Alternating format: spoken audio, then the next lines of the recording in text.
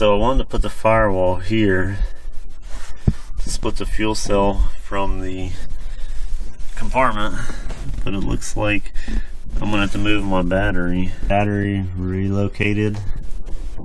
I moved it off to the driver's side.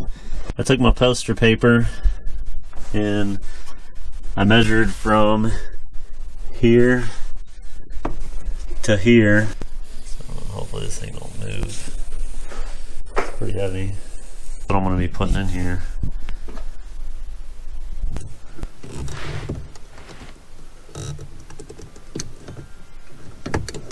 They come out just as quick as they go in.